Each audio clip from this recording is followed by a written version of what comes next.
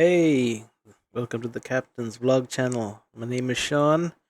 This is the first ever episode of the channel, and I was thinking of making it not really a reaction video, but a discussion on Warhammer 40k, specifically the Every Factions Explained video by Bricky, part 1. Um, the reason being is some people have watched his videos and these specific ones are quite old, and sometimes it's missing a little context, and it may be a bit exaggerated in certain places, maybe not so exaggerated in some other places. But yeah, we're just gonna have a look, see how it goes. I'll pause the video in a few places just so I can explain a little bit more. But yeah, I'll see how much I can just have it play, and we'll see where we go from there. Yeah.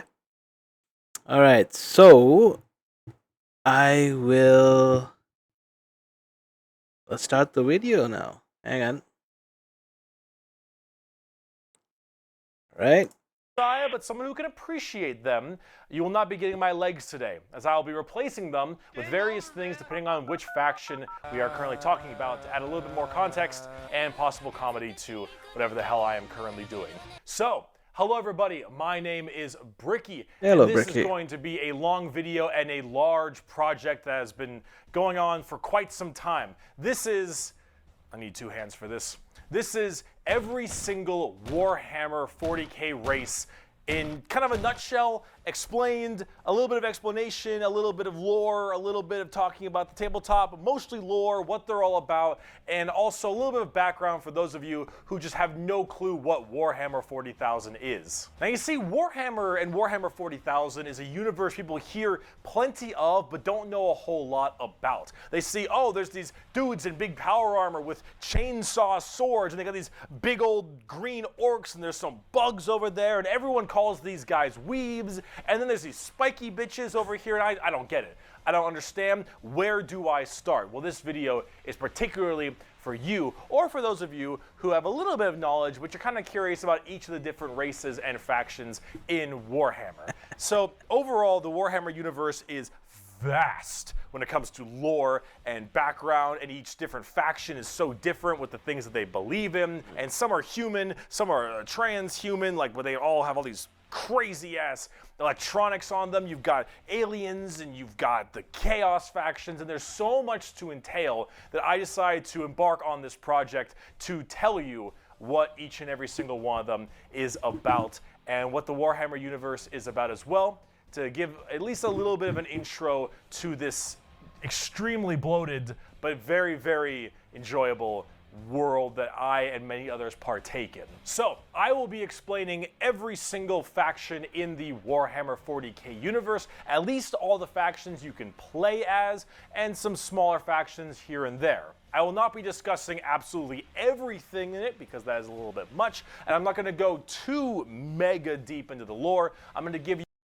Okay, before we continue, Adeptus Arbites, he's not going to explain it, but just in case anyone was wondering, it's basically like a, according to the lore that I know, is basically like a police force that you'd have in hive cities.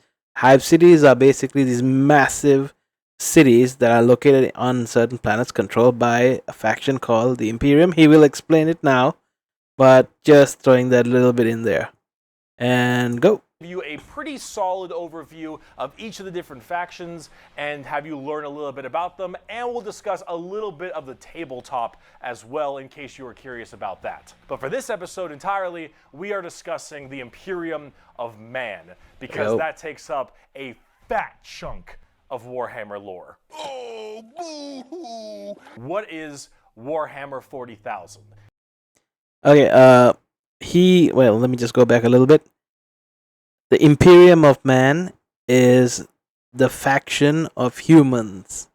The main faction of humans. Just in case anybody was wondering, that is entirely comprised of humans. There are multiple factions within the Imperium of Man. He will explain them, but just so you know, because this part got me confused a little bit in the start when I first watched it, but yeah. man, because that takes up a fat chunk of Warhammer lore. Oh, boo-hoo! What is Warhammer 40,000? Well, the 40,000 starts off is the year 40,000. The 41st millennium, that's where it takes place, is in the year 40,000, 41,000 AD. You're already more knowledgeable. Let me read you a quote, first of many quotes in this video. It is the 41st millennium. For more than 100 years, the Emperor has sat immobile on the golden throne of Earth. He is the master of mankind by the will of the gods, and master of 1,000,000 worlds by the might of his inexhaustible armies. He is a rotting carcass, writhing invisibly with power from the dark age of technology. He is the carrion lord of the Imperium, for whom 1,000 souls are sacrificed every day so that he may never truly die. To be a man in such times is to be amongst untold billions. It is to live in the cruelest and most bloody regime imaginable. These are the tales of those times. Forget the power of technology and science, for so much has been forgotten, never to be relearned. Forget the promise of progress and understanding, for in the grim, dark future, there is only war. There is no peace amongst the stars, only an eternity of carnage and slaughter, and the laughter of thirsting gods. Everything blows, and it blows fucking hard. Warhammer is probably the most dark and depressing universes ever in fiction, or at least like top 3. Everything is so absurdly horrible, destructive, or overpowered that it all kind of ends up canceling itself out. It's like Dota. War rages across the galaxy. Interstellar travel is only possible due to sacrificing 1,000 souls a day to a rotting carcass of a man who you believe to be your god. Demonic gods and just demons tear open the fabric of reality on a whim. Other Xenos or even other humans end up killing each other in untold billions across the galaxy. It is a time of unending war, slaughter, and a bloodbath amongst everybody. Planets are deemed unrecoverable and are completely destroyed on a whim. Everything sucks, but that's like the charm of it. See, everything in Warhammer is evil. But being evil is kind of fun. Like, humanity, in its own right, is a xenophobic, prejudice, and religious zealot group that kill each other just as much as they kill all of their enemies. And they're like mid to high tier evil on the evil scale of Warhammer. Nobody is good. No matter who you are, everyone is some flavor, some color of evil. Whoever you pick, you are going to be the bad guy. But that's the fun of it, because being the bad guy is badass. Villains are cool. They look cool, they got cool outfits, they got cool weapons, they got cool armies. Villains are cool, man. And when everyone is a villain, everyone is pretty cool. That's what makes this so charming, is that everyone can be the bad guy. So let's start off talking about the main bad guy, quote unquote, the Imperium of Man. His hair, whack. His gear. Yeah, so again, this is going to be all about the humans. Actually, this entire first video is all about humans, all the sub-factions of the humans. This right here is he's going to talk about a little bit about the history of the Imperium and something called the Horus Heresy, which is basically an event that happened in the line. I will let him explain it, but just so you know, this whole video is just going to be about humans and all that are in the Imperium of Man. The Imperium of Man is the main empire of the human race. All of humanity is under this one flag called the Imperium. And about 10,000 years ago, there was a man. He was the emperor of mankind, a 10-foot tall psychic demigod who led humanity across the stars to colonize tons and tons of worlds, create superhuman soldiers, and really bring humanity into a new age. This man, the Emperor of Mankind, was a psyker. And a psyker is like a magician of sorts. In the world of 40k, there is the warp, the immaterium, kind of like hell, but sort of like a purgatory dimension of hell. And a psyker is someone who can take that power and manifest it through their mind to use it to do stuff, like witchcraft stuff, magician stuff, spells, and lots of other things, but we don't want to get too into that. The Emperor, big boy psyker. Top tier, A+, maybe even S. Now the Emperor created a bunch of sons. Yes, created a bunch of sons known as the Primarchs. He created 18 Primarchs to have them lead all of the different legions of humanity to the different stars and plans to help colonize and bring it out. Just in case you're wondering, the reason he said went from 20 to 18 is because 2 of those Primarchs and the factions that they have were actually purposely removed by Games Workshop because they wanted to, how do you say, allow players to create their own legions. So they have their own Primarch, their own legions, like just so they don't have to stick to what's there, what they have provided.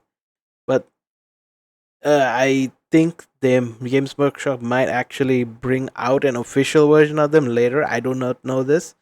There was some speculation, but just in case you were wondering why there was 20 to 18, it's because there was supposed to be 2 more, but they have been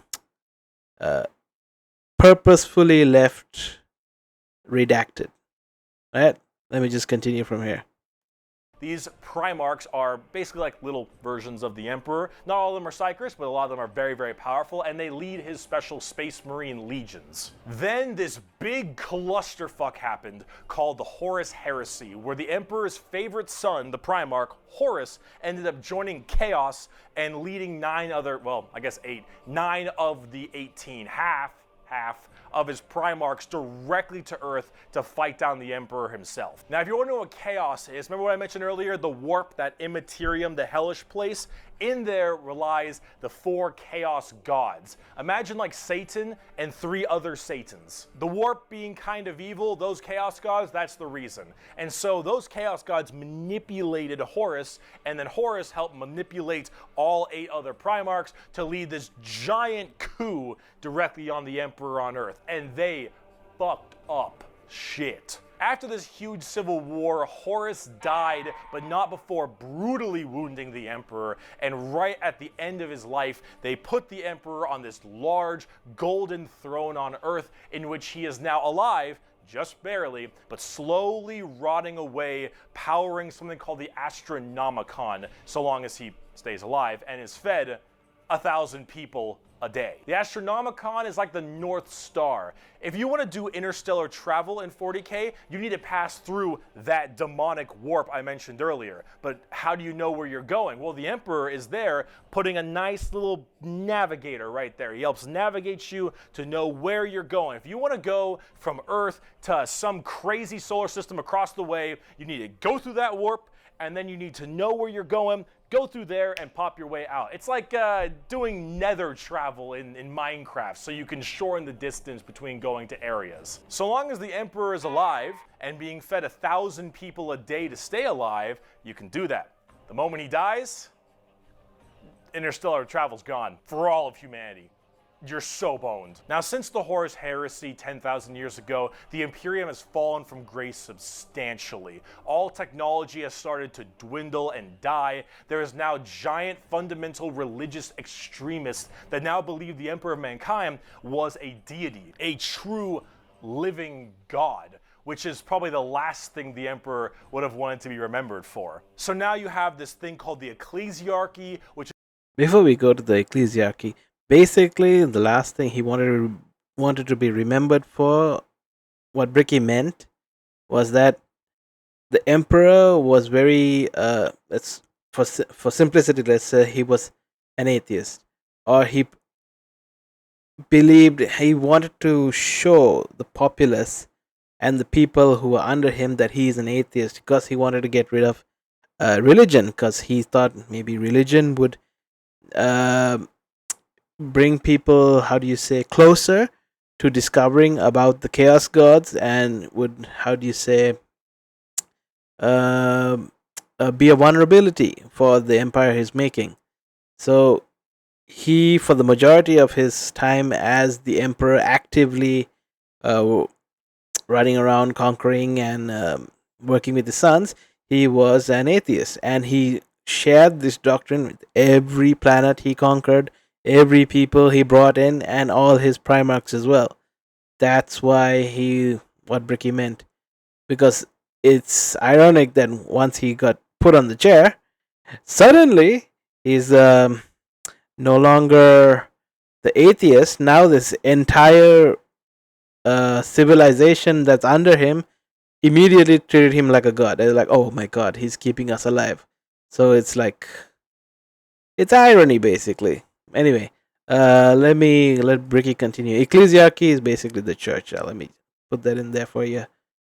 Which is this giant church Yeah. entirely devoted to spreading the good word of the emperor. He is now the holy emperor god, the god emperor of mankind, and all of the Imperium has taken up worshiping him to the fullest extent and killing anything that isn't humanity in his name. The Imperium has this futuristic gothic tone to it and a hefty religious zealotry to them. If you think anything against the Emperor, that's heresy and you deserve to die. That is called being a heretic. Heretics die in 40k. There is no such thing as freedom of religion. There is no such thing as freedom of speech, so long as you are against the Emperor. There is no such thing as any kind of tolerance. Everyone is a religious zealot. Some more than others, but no matter what, you're preaching that good word. So right now, everyone in humanity is trying to expand their empire across the stars. If you are a heretic, someone who doesn't believe in the Emperor, you are deserving of death. If you believe in the Chaos Gods, you are also a heretic and you deserve death. If you are an alien race of any kind, you are a filthy Xenos and you deserve death as well. So long as the murder continues and humanity expands, the Imperium of Man is very, very happy. However, the largest fighting force of this Imperium is my personal favorite faction, and the first faction we will discuss, the Astra Militarum, or also known as the Imperial Guard. Pretty shit now, man. You finished? That's it, man. Game over, man. The Imperial Guard is the main fighting force of the Imperium, and in a world of horrifying creatures, galactic monstrosities, the literal demons themselves breaking through the fabric of time to kill you, the Imperial Guard are untold billions of regular men and women wearing modern day like flak armor with a laser rifle. This is the humble las gun, the main weapon of the Imperial Guard. It fires superheated plasma lasers at an extremely fast fire rate. It is reliable, never jams. It can blow off limbs, giant holes in concrete. It is overall an extremely devastating weapon in modern day. It is one of the weakest in the 40k universe. Yeah, a laser rifle that never jams, it could blow off limbs, one of the weakest weapons. That's the world we're in right now. But who cares? Because the Imperial Guard has, in each battle, 500,000 of these men and women, 30,000 large armored tanks, 10,000 artillery batteries. The Imperial Guard wins through sheer numbers and firepower. They kind of have this World War I, World War II style aesthetic with legions of guardsmen as well as high company commanders and generals on the field along with them, and multiple kinds of troops. A normal Imperial Guard battle starts off with artillery, long lines of artillery. He said artillery, his mic got messed up there. Artillery cracking the crust of the planet underneath the enemy's feet. And as this barrage continues, hundreds of thousands of guardsmen see a sea of guardsmen surges forward, firing and charging at everything possible while the planet rumbles as tanks roll up behind them. Gunships block out the sun and tanks block out the dirt with the steps and hoofprints of millions of guardsmen. It is through numbers and sheer sundering firepower. They are the first and last line of defense for the Imperium and make up a huge bulk of the battles. The Imperial Guard is also made up of tons of different kinds of regiments. The Catachin jungle fighters live in a death world that's more hospitable than almost any firefight they'll ever get into. So they just have this steroid-looking, giant knife, Rambo Predator-looking sons of bitches where nothing is anywhere near as scary as a simple knight on their home planet. I actually like these guys the most out of the Imperial Guard. They seem to be, in my opinion, some of the hardest of the guardsmen. You know, like you cannot survive on that planet unless you are a Rambo, and they're a very like tight knit group. So they seem like a very family oriented. I say family oriented, but more hardcore family oriented. You know, like. Brothers in arms kind of situation, as that's probably what their civilians are like, let alone their guardsmen. But that's a little bit of my own speculation based on the lore I know about them. But I digress. Let him continue. You have the Valhallan Winter Soldiers who haven't felt their toes in 300 years, the Mordian Iron Guard who are more interested in making their shoes shine than actually fighting a battle, and then of course the big one, the Cadians from Cadia. The biggest export of guardsmen in the entirety of the Imperium. You will fire your first gun at 5. You will disassemble and reassemble it at 10. You will have pounding artillery drills day in and day out at 15. And you'll fight your first Swarm Lord at 16. And if you mention Cadia, you will burst into an unrelenting amount of tears and sadness like I do daily. To quote, I have at my command an entire battle group of the Imperial Guard, 50 regiments including specialized drop troops, stealthers, mechanized formations, armored companies, combat engineers, and mobile artillery. Over 500,000 fighting men and 30,000 tanks and artillery pieces are mine to command. Emperor, show mercy to the fool that stands against me, for I shall not. The Imperial Guard are my personal favorite faction in 40k. They're the army I collect the most, the ones I enjoy playing the most, and the one I enjoy in the lore sense a lot. There's something about just a regular man with a laser rifle being told to charge the horrors of this universe and willingly doing so for his god emperor. It's just poetic. They actually represent the main Imperial Guard tactics pretty well. Large amounts of artillery that doesn't require a line of sight, lots of tanks, tons of infantry, drop troops, and gunships. Overall, they're pretty similar to how they sound, though a little bit expensive to collect, unfortunately. And they don't hit a lot. They have a bit of a bad aim, but you don't really care because you're just drowning them in shots. However, if you want more accurate fire and specialization, we can move on to talk about Space Marines. The Angels of Death are up next. Space Marines are genetically engineered super soldiers and superhumans. They're given extra organs, their skin tissue is toughened, their bones are stronger, they're taller than the average person. They're pretty massive people, and these are the specialized super soldiers that carry out a lot of the more specific tasks for the Imperium. And there's tons of legions of them. In fact, there's one per Primarch. Each Primarch, the Emperor's son, as I mentioned before, oversees their legion of Space Marines. The genetic upgrade they get is based on the genes of said Primarch. It's something called a gene seed. That's what brings them up to this like superhuman level. As stated, each Primarch has their own legion. Robot Girly Man has the Ultramarines, Jagatai Khan has the White Scars, Rogel Dorn has the Imperial Fists, Corvus Corax has the Raven Guard, and there's a whole bunch of other side sections that are also also extremely interesting and have a little bit more of a twist on the average Space Marines, which we will discuss in a bit. Humorously enough, I don't have a whole lot to say about Space Marines. They're superhumanly fast. In fact, it's been said that nothing that large should move that quick. These men in power armor moving at blazing fast speeds, their reflexes are faster, their skin is tougher. They are overall just extremely powerful soldiers. In fact, where they differ comes down to which Space Marine Legion we're talking about. For instance, the Ultramarines done by Robot Gilliman are the main blue boys, strong in almost every way, the jack of all trades kind of group that are a little bit too. It's Robute Gilliman, as far as I know, just in case you were wondering, but people have fun with the name, so take it with a pinch of salt. Strong, and that's a lore problem, but the White Scars by Jagatai Khan are all about speed freaks, go fast. We're talking attack bikes, we're talking land speeders. You want to go in quick, you want to hit them hard, you want them to be swarming around like buzzflies, buzz saws, with the speed of buzz saws.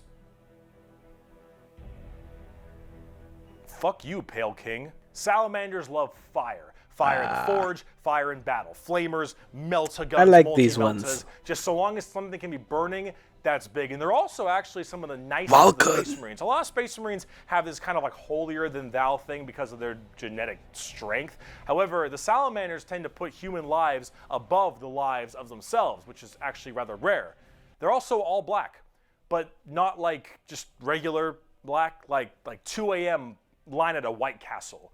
Black. Like they have a charcoal, dark, ashy exterior and blazing red eyes. That's apparently dope. Something about living on their home planet of Nocturne, which I don't know if that makes much sense, but who cares? This is like fantasy land anyway. Overall, Salamanders are actually one of my personal favorite legions because they're just really cool. They're fun to play as because of all their flamer weapons, and they have a nice, like, more heartwarming lore, as opposed to being super evil like everyone else is. Oh my god, we're not even a quarter of the way through the Space Marine Legions.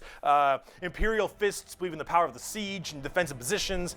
Raven Guards, master of stealth and sabotage while having bird helmets. Iron Hands, masters of machines and vehicles while being really goddamn good at being sold on eBay after one nerf. Space Wolves, Vikings and wolves and tons of wolves and axes, battle axes, fur everywhere. Space Wolves, angry, big teeth, Blood Angels, the genetic defect to make them want to drink blood and go crazy, called the Red Thirst. They have Cupid wings and stuff. They're basically vampires. They are all super gay for Sanguinius. Dark Angels are old school knights and inner circle theme and...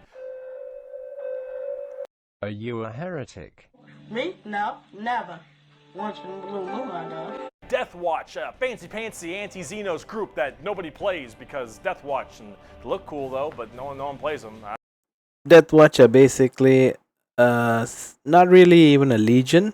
They're basically a group of Space Marines from multiple different legions put together for the sole purpose of fighting Xenos, which is Xenos, it means aliens. So they are they're specialized for it, and they mix and match different members from different legions to make the perfect sort of team, a kill team, if you will, to go and fight these aliens. But they go in smaller groups for specific high risk, high reward missions. But he won't explain this here. But just a little bit of knowledge for you guys. And let's go continue. I don't know about Death Watch. They're there though. Black Templars, for the people who, if you haven't prayed at least 3 times a day, you're gonna start praying out that airlock. Black Templars, sorry, I paused it again very soon, but Black Templars are not a legion, but they are what you call a successor chapter. What a successor chapters are basically splinter forces of certain legions that was created after that event known as the Horus Heresy. Won't be explained here, but just a little bit of information for you, because if you want to know what their Primarch is, his name is Rogel Dorn. He is the leader of the Imperial 5th Legion, which is now gonna a chapter along with all the other legions and their successor chapters. Just in case you wanted to know, but yeah, let's continue. Lock, and I'm sure there's some other chapters I may have missed as well, like Crimson Fist and stuff, but those are the main ones right here. Here, quote from the Emperor himself. They shall be my finest warriors, these men who give of themselves to me. Like clay I shall mold them, and in the furnace of war I shall forge them. They shall be of iron will and steely sinew. In great armor I shall clad them, and with the mightiest weapons shall they be armed. They will be untouched by plague or disease, no sickness shall blight them. They shall have such tactics, strategies, and machines that no foe will best them in battle. They are my bulwark against the terror. They are my defenders of humanity. They are my space marines, and they shall know no fear. And on the tabletop, they fuck. Oh, they fuck hard. As of making this video, Space Marines are laughably strong. That might change at some point, but overall, Space Marines just have it's like a Swiss Army knife, a tool for anything you need, except it's like a gold-plated Swiss Army knife. It is extremely strong. If you are actually getting into the tabletop of Warhammer, Space Marines are a great start. Also, whatever gameplay style you have, whether you want to be sit back with long range and heavy weaponry, go fast and run in, or even just full melee, all of these options are totally there for you. Space Marines are super badass, but unfortunately, it's time we start praying to our new god, the 2011 Honda Civic. So is it any wonder people are afraid of technology? Technology! The Adeptus Mechanicus. The Adeptus Mechanicus are a technophile cult on Mars. Now, these people are a little bit weird because they don't actually really believe in the Emperor of Mankind. And you might think, oh, whoa, Bricky, that sounds like some heresy. A little bit. They believe in the Emperor, they believe in his power, but they don't pray to him. They pray to something called the Omnissiah. And the Omnissiah is this kind of machine god that they believe permeates in all machines. And if you think, well, wait a minute, they believe in a different god as well? That sounds like super heresy. Well, yes-ish, but they also make all your guns, and they make all your tanks, and they make everything that you have. So you can't really tell them to fuck off because you're not gonna win nothing if you don't got stuff to shoot people with. See, their Omnissiah at least makes sense from their standpoint. They believe it to be a deity that permeates through all machines. Your Honda Civic, your standard bolt gun, your Dune Strider Walker, your giant mechs, your huge ships. The Omnissiah is present through all. And the only reason your stuff works is because the machine's spirit in it says it works. If you want your gun to work, your tank to run, you must pray to it. And I mean full stop. You need to start chanting in high Gothic. You need to burn incense. You need to sit on your knees and pray to that car. You need to rub oil on your robes, and you need to go, ahomina, homina, homina, homina, homina, homina. Full stop. If you want your damn thing to work, if you want your gun to fire, you need to do that. They are very bizarre, and they actually have a bit of a point because it's obviously working. And if you look at them, I don't know how that works, so they obviously know something about what they're doing. The most notable member of the Adeptus Mechanicus is Archmagos, whatever, Belisarius Call. Look at this dude. Look at this dude. Yeah, this is the group we're talking about. These are these weirdos. Here, the Omnissian Creed. The credo, Omnissiah. There is no truth in flesh, only betrayal. There is no strength in flesh, only weakness. There is no constancy in flesh, only decay. There is no certainty in flesh, but death. Flesh is weakness, flesh is death. The Omnissiah is the god of the machines, and if you wish to be whole, if you wish to be holy, if you wish to give unto him, you must saw down your limbs and remove your organs and replace them with mechanical parts, because that is what he wants, and that is how you will become enlightened. Hard technophiles mixed with religious extremism. Adeptus Mechanicus. Now for their army side of things, they are with the Scutari. The Scutari operate with very bizarre weaponry and lots of different kinds of vehicles, tanks, and different people in between. They're very weird, but they have extremely wacky and enjoyable, and in fact quite effective both in the real game and in the lore, weaponry and gear. Overall, as an army on the tabletop, they're very weird and have a whole bunch of different shenanigans, but if you like kind of that quirky, wacky techno thing, I'd give them a pickup.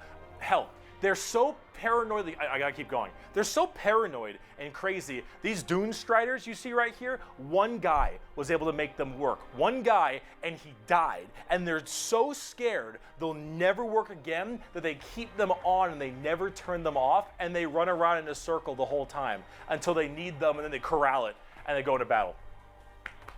Yep.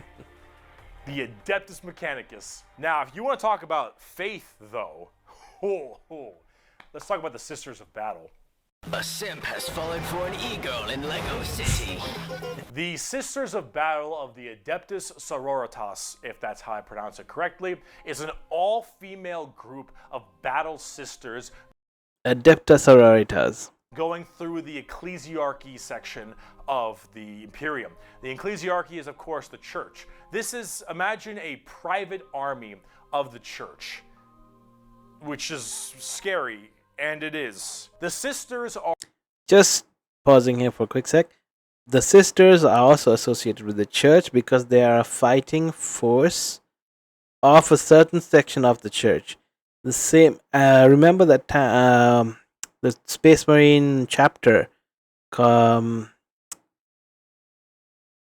that was supposed to focus on Xenos? What was it called again? Even I'm forgetting. The Death Watch, right? So the Death Watch is part of okay. There are three main orders in the church. Orders, basically. One for dealing with demons, one for dealing with aliens, one for dealing with heretics. This is the one for heretics, the Adeptus Sororitas. The Death Watch is for the Xenos, and the last one, it'll come up. I'll let you know. But just so you know, there are three orders in the church that deal with that kind of stuff. I'll wrap it up again at the very end of the video when he explains the last one. Yeah, let's go. Are an extremely zealotous force, and they take this to a full extreme. They believe in three main things: faith, martyrdom, and fire. Through the Bolter, the Flamer, and the Melta, the Sisters of Battle are extremely potent at taking out chaos and heretics. Mainly heretics, because as they are a fighting section of the ecclesiarchy church, that's the big thing they want to kill. Any form of heretic will face the Emperor's justice through those three main weapons, the Bolter, the Flamer, and the Melta, and they will do so with extreme prejudice. Literally. They are the closest things we have to nuns in space. And I'm Nuns talking with guns. hardcore nuns. They carry holy fire on their backs. They have holy books and sigils all across their armor. Their main battle tank is a fucking pipe organ missile launcher. They have small babies that they have removed their brain capacity to make them little servant cherubs to fly around and give them ammunition and shit. They drop churches from low orbit as mini drop pods onto battles. That's they wild. drop churches into battles, and they blare war hymns and holy music from their frigates in low atmosphere I did and not know shower that part holy before. water across the battlefield.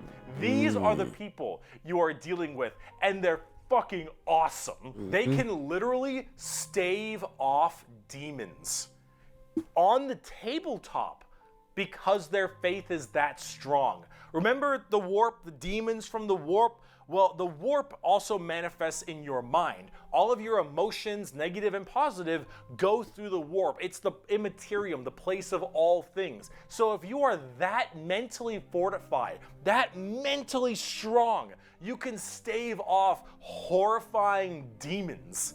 And all these girls, oh, not a crack not a crack in that mental armor. Now, as much as a meme as they are, and Also, just saying they worship the Emperor at this point in time. And the Emperor is actually gaining strength in the warp and becoming, with the worship everyone gives him into the warp, he kind of gets stronger. He's becoming more godlike. So sometimes, godlike, um, during battles, some really zealous sisters are able to perform certain kinds of miracles, and fueled by their faith in the God Emperor and the God Emperor's ability to reach them wherever in the galaxy because of his godlike ability to reach out. So, another reason why they are effective against demons. Well, somewhat effective against demons. They're still regular human women. They are not super soldiers. They are well equipped. They are indoctrinated, and they are very zealous, even more so than some Space Marine chapters.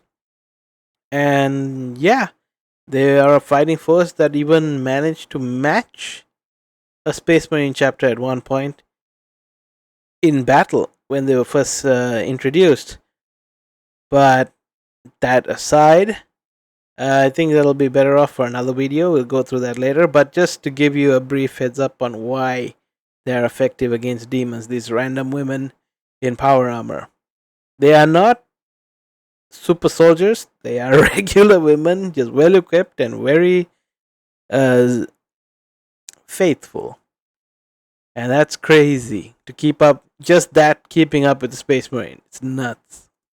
and as much as their models look a lot like Ongo Gloglian, yeah, which I can't unsee anymore, I gotta say, I love their design.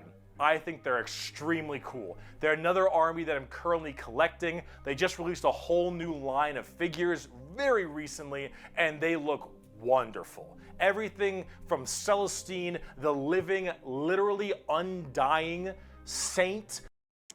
Again, undying saint, miracle, very faith. How do you say very. Of course, they're faith oriented. She's a saint, but up there, like for real. Like I don't even know how to put this. The most faithful person you probably could think of, the most hardcore God Emperor is the man kind of situation. I don't even know how to explain this, man. But yeah, undying. She's basic. Okay. Yeah, I think I might as well explain this a little later. I'll let the video play for now. From the Triumph of St. Catherine, which is literally a funeral procession as a model. Those organ tanks I mentioned earlier. This shit is the most over-the-top badassery in a lot of the Warhammer universe, and goddamn it, is it over the top. Sorry for the but crazy pausing. Sisters of Battle It's just so cool. I want to While I'm a explain it, but I guardsman just at can't heart put it into tone, words This is sometimes. such a cool faction. By Bolter Shell, Flamer Burst, and Melta Blast, the mutant, the heretic, and the traitor alike are cleansed of their sin of existence. So it has been for 5 millennia, so shall it be until the end of time. And speaking of burning demons, I can see! the Grey Knights are the first army I actually collected back in 7th edition. The Grey Knights are a super secretive and much more old school look at power armored knights, except they are all psychers. All of them have that crazy space magic magician shit. For every 100,000 guardsmen, there's one Grey Knight. For every 10,000 Sisters of Battle, there's one Grey Knight. For every 1,000 Space Marines, there's one Grey Knight. Grey Knights are the strongest of the strong, both in mental will and absolute just strength. These are Space Marines that are all high-level psychers, all of them able to specifically do one goal, and that is kill demons. The Emperor believed that the demons of chaos were the #1 threat to the Imperium, and he probably is right. However, this group is entirely based on doing that through a myriad of tactics. Coming from the planet, or I guess the moon of Titan in the Sol system, the Grey Knights are thrown through extremely rigorous training and are as clear of mind and soul as they possibly can be. Since the demons of the warp are the warp and your mind projects to the warp, people can go insane very fast, especially lower level psychers. These Grey Knights need to be able to harness the warp in the presence of demons and stay perfectly sane. One of their characters, one of my favorite characters, is named Castellan Crow. He has a demon blade, the black blade of Mahamahama, and he has to have it on him because it tempts everyone nearby, constantly beckoning them, use my power, use my strength, suck my penis, whatever the possibility. And so he has to keep it on him all the time as this thing whispers to him consistently, and he has to stave it off forever, being alone in his chambers or on the battlefield, because anyone who gets too close to it might be tempted a little too hard. He is that pure of heart and mind, and all the characters in the Grey Knights are basically like that. The only issue is that the Grey Knights have a scorched earth policy, more ways than one. If they're fighting demons, demons corrupt and make people crazy. So if I'm a guardsman and I'm fighting demons, and the Grey Knights arrive, and they kill all the demons, I'm a risk. And so guess who's not making it out of there? On the tabletop, they're very strike fast, strike hard kind of people. Okay, let me just stop there for a second. You remember when I said the ecclesiarchy, the church, had 3 orders in there? One for getting rid of heretics, one for getting rid of Xenos, one for getting, which is aliens, and one for getting rid of demons. So heretics, aliens, demons. So the sisters of battle, the Adeptus Sororitas that we saw earlier, they take care of the heretics. The Death Watch, which was the Space Marine chapter, the guys in all black with the silver kind of pauldron with like a crossbones and the skull on it, they are the ones that take care of the aliens. And these guys are the ones that take care of the demons. So in those 3 orders, these 3 are the ones that are attached. That's why this is not a chapter broken off from the legions of Space Marines. This is its own thing. So yeah, let's continue. I'll explain a bit more later. Around the place. They are fast strike groups, small amounts of models because they're so dang strong. You only have so many characters, but with it, you get in there, you're very tough, very tanky, you hit really hard, and you try to bounce around the battlefield quickly, but you don't have numbers, and so every dead Grey Knight hits really damn hard.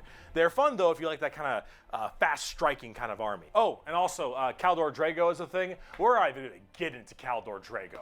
All right, that is, oh my goodness gracious. I am the Hammer. The reason we're not getting into Caldor Drago is because he's basically like a Mary Sue in Warhammer, and that's saying a lot because Warhammer has a lot of overpowered stuff. Basically, this guy can win when he shows up.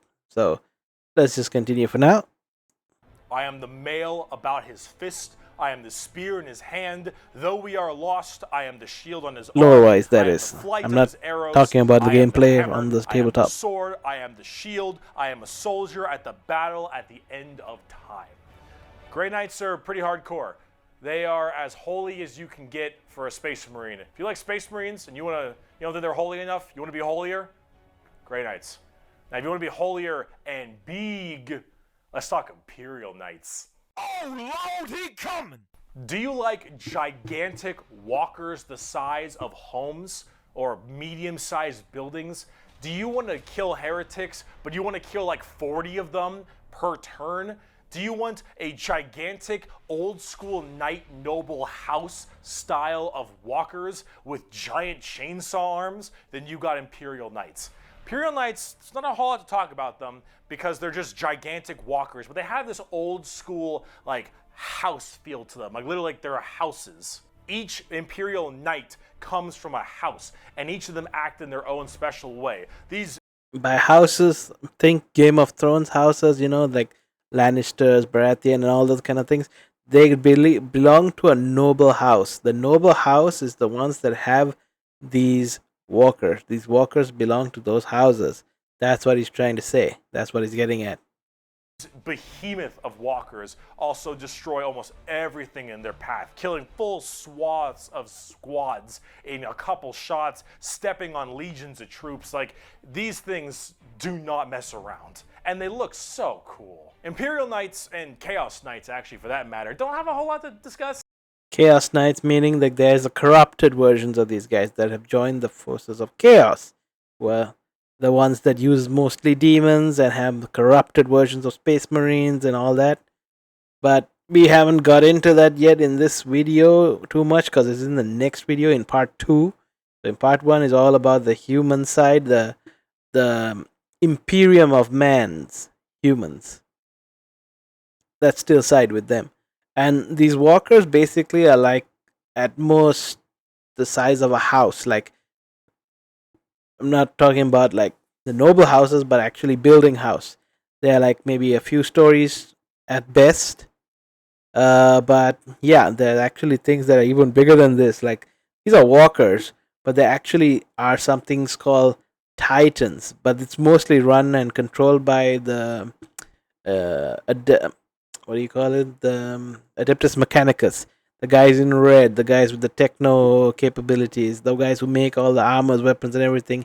They're the only ones that can actually have legions that pilot some things called titans. Titans are like these walkers, but are way bigger.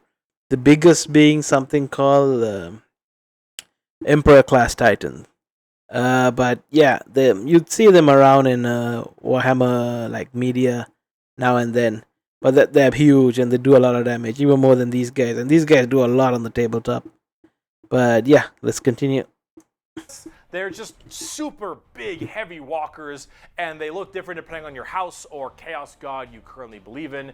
And overall, these things are just really cool if you want to murder everything in your path. They're the big, scary, big unit of Warhammer, and if you want to Even bigger than those. go to town. Actually, wait, is that a painting project too? Getting more back down to earth. Let's talk something a little bit different, a little more gold. If guardsmen are regular soldiers, Space Marines are super soldiers, Grey Knights are super soldiers, the Adeptus Custodes are super soldiers cubed. The Adeptus Custodes are the third major army I own. I know, 3 armies. I know, I got carried away, okay, but that's all. I only have 3, okay? This is Henry Cavill's army. They are our final brand of Space Marines, but these ones are super special. Okay, if a guardsman is 6 foot, a Space Marine is 7 feet, a custodian is 8 feet. These are the giant defenders of Holy Terra, which is also Earth. Earth is Terra, Terra themselves. These are the people that literally guard the Emperor's throne room, hence custodies. These boys protect the Emperor's throne room at all times and are literally like handcrafted people. They're not humans brought up by a gene seed or something. These are all handcrafted super soldiers. I think from a tube. These behemoth of men are like recent lore say, I mean, from what I heard, is that they were kids taken from noble families on Earth and trained by the Adeptus Custodes to become, well, one of them. But they have to also go through all kinds of procedures to actually make them physically appropriate, because these guys are really big, even compared to Space Marines. These guys are massive.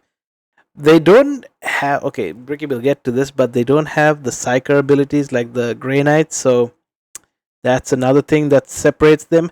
But they use the gene seed of the Emperor as well. Oh, which is something that we forgot to mention. The gene seed is like the special thing, like a genetic organ that's from, like, say, the Primarch would have a gene seed that comes from them. It's given to a person to become a Space Marine that's under them, that'll share certain genetic traits.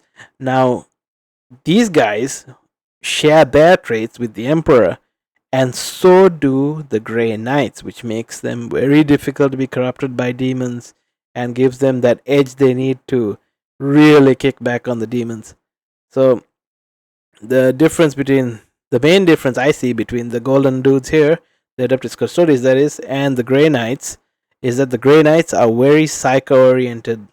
These guys are very physically capable. Throw them against any Xenos, they'd probably have a decent time taking them down as long as they're not completely overwhelmed. Because even, I mean, if you play the game, these guys technically can die, but it'll take quite a bit to put them down. But let Bricky continue the rest of that lore first.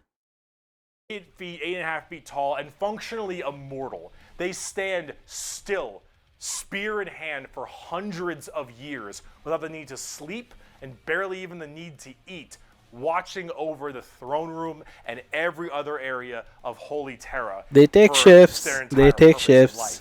And oh my lord, are they terrifying. But they are These just as custodians put scary. Space Marines to shame. If you like Just your as super Bricky soldiers, implied. your super mega soldiers, one of these men can take on probably 3 Space Marines and most likely win. There Yeah. are many different groups of custodians as well, like the Solar Watch, or there's also one of my personal favorite, the Aquilan Shield. The Dope look. Aquilan Shield go out to seemingly unimportant individuals and protect them because they believe that they are going to be doing something very important in their lives. For instance, let's say a regular guardsman gets the protection of this giant 8.5 foot tall golden god because that guardsman will end up becoming a general one day or something of that nature. I'd like one. Custodians work in mysterious ways and are almost always outnumbered but never outmatched. These people are pretty horrifying, both on the tabletop as well as in the lore.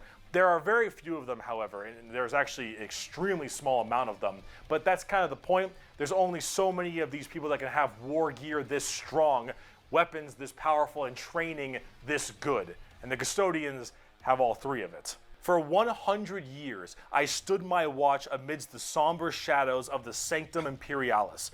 I was still as a statue, but always ready, always attuned to dangers unseen. Days, months, years passed by in a frenzied blur beyond those walls, yet within, little moved and nothing changed. For 100 years, I did not but wait, yet had any threat appeared, I would have struck it down in a heartbeat. For 100 years, I stood my watch, and as it ends, I can tell you this: patience is a weapon. The custodians are the top dogs of the Imperium, and they hurt just that same way. Though I do want to discuss a little bit about the Sisters of Silence before we get out of here, because the Sisters of Silence I also have a few of, and they're really fun, but they don't get enough attention. These kind of bald plume ladies are a whole group of pariahs, are also known as blanks. We'll be referring to them as blanks from now on. So as every mind is somewhat connected to the warp, these blanks are a genetic mutation that has it suppressed heavily. Because of that mind suppression, normal people feel this weird, like, uncomfortable nature when around them. When a Sister of Silence walks past them, you feel ill. You feel just uncomfortable and strange. So most of them don't actually live past childhood, because once they are birthed, they're, well, you know, killed or something at a very young age because they just emit a horrifying aura. These ladies, however, are guardians of the throne as well for more psychic threats. See, none of the custodians are psychers, so they have a difficult time dealing with major demons and other kinds of psychic phenomena. These sisters are extremely specialized in it, all of them taking a vow of silence as they don't speak, hence the term Sisters of Silence, but they communicate through hand gestures and things of that nature. But if there's a demon issue, if there's any kind of warp-based problem, the sisters are extremely adept at dealing with them, thanks to their blank gene. They normally work a lot of time with the custodians because they have to deal with both kinds of threats, but they're not represented that way on the tabletop. In fact, they only have like one real model for them, which is very unfortunate. I hope they'll get something new soon, because I think they should really be working together as it is that way in the lore, but hopefully we'll get there soon. But if we're talking about blanks, let's talk assassins.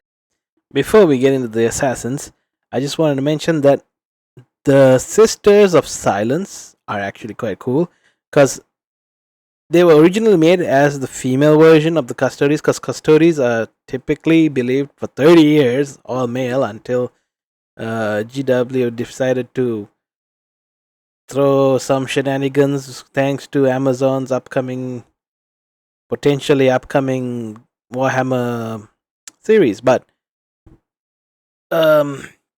The Sisters of Battles are Sisters of Silence are really good at taking care of demons because of the same thing is the same reason they have that horrifying aura. The horrifying aura, if I believe, if I'm correct in what I've heard and read over the years, is that it's not so much as the aura that they're emitting, but a lack of their psychic presence that they have that normal people would usually have. It's just like they're like a void, an emptiness that is not there and probably sucks in um, psychic. How do you say the psychic presence or psychic abilities around them? So I mean, it's the same reason why demons and other psychers have a hard time around them. Like when they come by, the psychers can't do anything because either their abilities are null and void, or everything just shuts down as soon as they show up, or they're just immune. So likely they are useful in that sense against psychic problems. But I still don't understand why they're called the Sisters of Silence. I don't understand why they have a code of silence.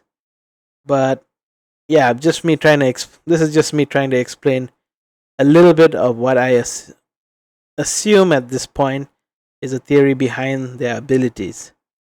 Let me continue before I start rambling on again. Assassins.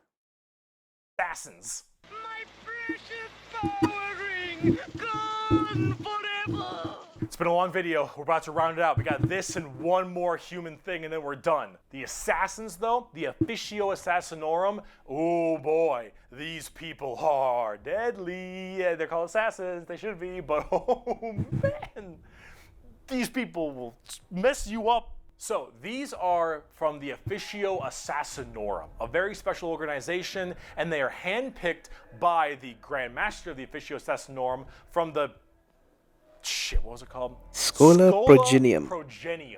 It's basically an orphan school. Your parents got murdered by demons or something. You get sent to this and you get trained to be whatever. Tempestus Drop Troop, an Inquisitor, maybe even.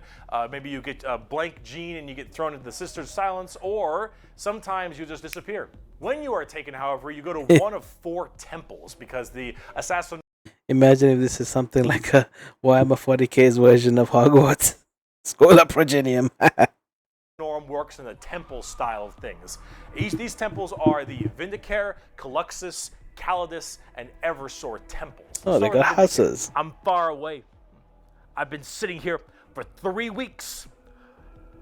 Poof! The Vindicare temple is the main sniper-based temple. Gigantic sniper rifles for all these assassins. Their whole point is to be able to be in a spot and sit there, eye and scope, for weeks, waiting for their perfect target, taking people out from literal miles away after extremely long time periods.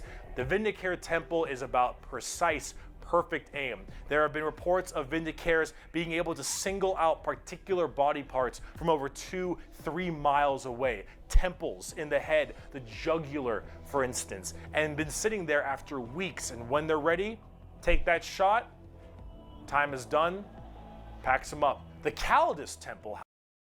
Before we jump into the Calidus Temple, the Vindicare, the reason they take so long to take their shot is because they need to be super careful. Sometimes the Vindicare are only sent with a few shots to do their mission, sometimes even just one. So they need to be super careful when and how they take their shot. They need to make sure the target gets hit, or they have to think of something else to fix the damage if they miss. Unlikely they'd miss, but it happens. But yeah, they're that good. When just imagine how many snipers just go in with a few bullets. Usually people take as much equipment as they need as a sniper, right?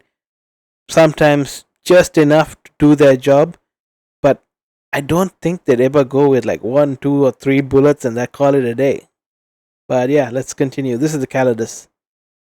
However, is a lot more about shape-shifting and deviant art. It's mostly a female-based one, or at least it seems to be, and this allows a lot of body augmentation for certain individuals to be able to kind of transmorph themselves and infiltrate areas that are problems. These assassins will end up taking missions that take them years, 2-3 years, to infiltrate a heretical group and slowly work their way up just to get enough time to put a bullet into the main target's head and then escape unharmed, or become the main target and sabotage it from within. Infiltration and transformation, disguise, mind tricks, polymorphing, and everything in between. And lots of drawings. The Eversor Temple. Just kind of disturbing one. The Eversor Temple is about when you don't want anything to come back alive, friend or foe. You want it all dead. An Eversor is psychogenically conditioned with just psychotherapy and psychological torture to only feel violence, hatred, and anger. It does the Clockwork Orange style of thing of just making you forced to watch never-ending pain and misery and psycho conditioning, I guess is the term. And then they pump you full of tons of psychedelic drugs and they cryo-freeze you. And then they drop you in an area where they just want to make sure everything is dead. And then you defrost, full of just all this insane, mind-boggling psychotherapy and psychedelic drugs, and you just go to town. Yeah, if you don't care if anyone comes back alive. You're like, all right, lost cause, send them in. Finally, there's the... It's basically like you want to send them in to like do their job, and if they're compromised, just they blow up. Literally, they self-destruct if they're compromised. They go in, they kill everything, and if they can't kill everything, they blow up there, and hopefully everything dies, or that's the end of their mission. No more evidence, nothing, and continue.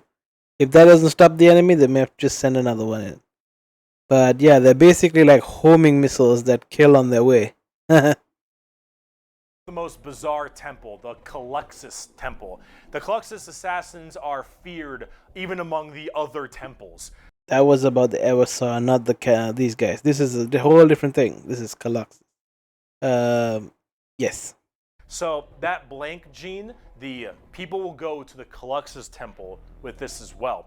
And this is where they can harness that to be massively anti-psyker or even just anti-regular people. They are seen with extreme fear and distrust among many, many people. They are described by the Eldar, by quote, as being pure evil.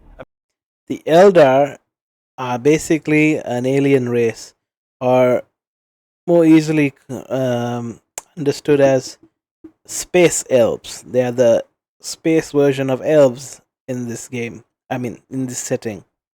In this setting, there's also a space version of orcs. And in recent lore, even dwarves. But yeah, this is just so you understand what the Eldar are before he explains it in part 2. And we'll get to that. But yeah, let him continue. Imagine that uncomfortable feeling from that blank gene I mentioned, and then imagine them being taught and given equipment to amplify it by 100. If normally regular people feel uncomfortable, now they are basically akin to being a siren wailing directly in your ear. And if you're a psyker, oh no. The sheer presence of a Caluxus assassin is enough for you to tear your skin off. You will rather gouge your eyes out and rip your nails off than even being near this person. The Caluxus assassin is when you want psychers to literally lose their minds, and they will go on their knees and ask you to gun them down because it is a suitable choice over being anywhere near you. The motto of that temple is, "That which is unknown and unseen commands the greatest fear." Now, for the tabletop, assassins aren't that special. You can call them in no matter what Imperium faction you are, and they do a lot of work for themselves, but at the same time, they're very specialized and require a lot of finesse. And they work the way you generally want them to, though. You want to cause some distortion and weird stuff, you take a Calidus. You want to just murder swaths of infantry and then blow up Eversor. You want to kill that one guy, Vindicare, and if you have a lot of psychers, Caluxus. It's a nice little, jack of all trades if you have a specific thing you want to kill. And you get to choose which is really fun. But now, let's talk about the last human faction. We can round this video out before we do part 2, the Inquisition. And we have a lot to talk about with them. Well, on the subject of heresy! Oh boy. Where do I even begin with the Inquisition? Take every secret police you can think of. The KGB, the Gestapo, the CIA, FBI, any of these kinds of people. And then mark it up by about 10 and give them the most power in the entire Imperium. No, you know what? How about this? This right here, it's not just a quote. This is the imperial motto, the motto of the Inquisition. I apologize for my bad pronunciation. Innocentia nihil probat. Innocence proves nothing. The most powerful organization in the Imperium, the secret police, their number one motto is innocence proves nothing. The Inquisition goes around like the secret police or like detectives to find issues in the Imperium. And they have different ordos depending on which one we're talking about. The Ordo Hereticus, the Ordo Xenos, the Ordo Malleus. These are the 3 orders that I mentioned before that are part of the church. They all, the Inquisition is also part of that, but they are the more extreme end where they're trying to find out where the enemies are, investigate where they're hiding, find them, kill them, get rid of them. That's what the Inquisition's about. And these 3 orders are under the Inquisition. There's the Ordo Hereticus. Let me just quickly go back. Which one we're talking about? The Ordo. Okay, Ordo Hereticus. This is the one with where the Sisters of Battle are under. They are the militant force for the Ordo Hereticus. The Sisters of Battle, the Adeptus Sororitas. Hereticus, the Ordo Xenos. The Ordo Xenos, the Death Watch are like the the military that they use for whatever they need to do. And the Ordo Malleus. And the Ordo Malleus uses the Grey Knights, for instance, and a whole bunch of other ones. Hereticus is obvious, they deal with heretics. Xenos tries to find alien threats, and Malleus is demons. They all have different specializations in what they're trying to go for as this Inquisitor. And that's what they're called, Inquisitors. Each of them, as an Inquisitor, has their own free reign to do as they wish. They may have a ship and a crew, and they go out to find problems and interrogate people a lot. They are above the law in every department over Space Marines. Now, the Space Marines might argue against them and stuff, and there might be a lot of blowback, but technically they are above them as Inquisitors. They are looking to investigate and figure out coups and cults and demonic incursions and possible Xenos issues like gene stealers or a new threat coming into an area. They're about learning that stuff and actually doing detective work. And memes aside, they're pretty good at it. The Inquisition having all of this power does make them a little bit power hungry and frantic sometimes. And yes, it is still a bad thing, but most of them are pretty good at their job. And they spend a lot of time being very diligent to make sure that all of these leads they follow are proper and correct. They're basically space detectives with just enormous power and sometimes a bit of a power complex. And we haven't even talked about Exterminatus yet. Exterminatus is deeming a planet unfit to be saved. I deem that this planet is demon infested and taking it back will cost too many resources and is not worth it. I have now committed Exterminatus on this planet. I will now sign the death warrant of an entire Imperium planet as it is unfit to take and better to be destroyed than allow the enemy to hold it. This can mean saturation bombardment. This can mean cracking the planet's core and breaking it apart. Doesn't matter. Render this planet inhospitable to all life. Yes, the innocence proves nothing people are the only people who can choose this planet must die in its entirety. Yeah, You're playing the villain. Now, it is memed a lot, but most Inquisitors are very rare to do Exterminatus. Exterminatus is a very crazy thing. There's only so many worlds that you don't want to destroy all of them. Now, naturally, with the memes aside, there are some people who are a little bit rough on this one. Fidus Kryptman. Basically, he's an Inquisitor that went in from the Order Xenos, like it says over there, whose job was to find alien threats and take care of them. And he's famously known for being part of basically one of the first people to discover the threat of the Tyranid species. It's one of the alien races that are the most voracious. You will find out about them in the next video. But yeah, they're my favorite army as well. I have a few of them right now. I've painted some of them, not the bases, but still. Yeah, he's known for blowing up a few planets just to starve the Tyranid forces, because the Tyranids are like a locust swarm that devour the whole planet that they land on and move to the next, and they keep going. So Kryptman decided to like blow up a bunch just so they would be starved before they got closer, so their forces aren't as bloated as they would have been if the planets were just left for them to just devour on the way. But it was kind of a huge waste of human life, because they were all populated planets, that he was banished from the Order and from probably the Imperium. But yeah, just a bit of backstory there.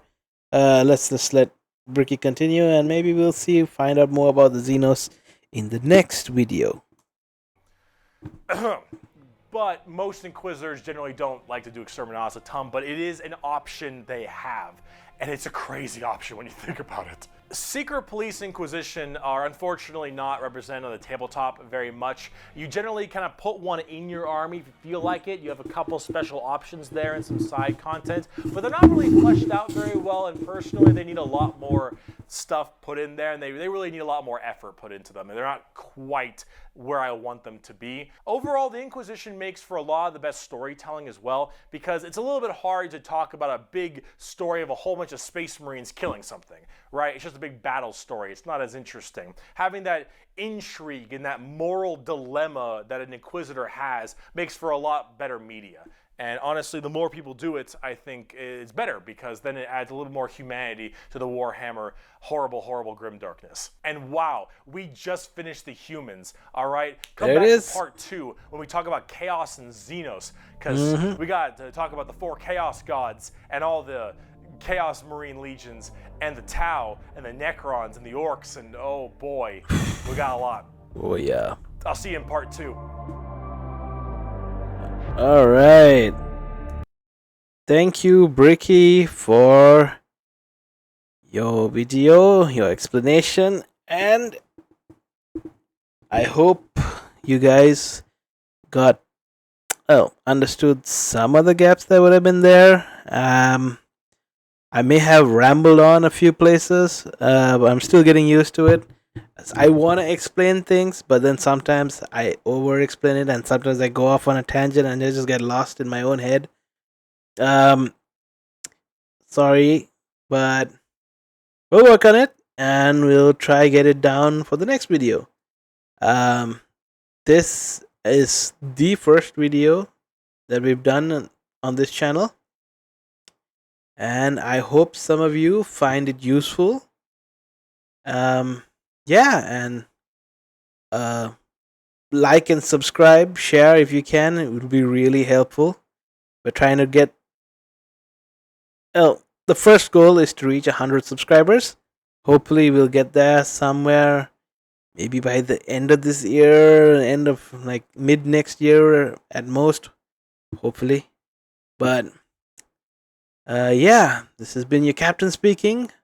Thank you for watching the Captain's Vlog channel, and I will see you next time. Cheers.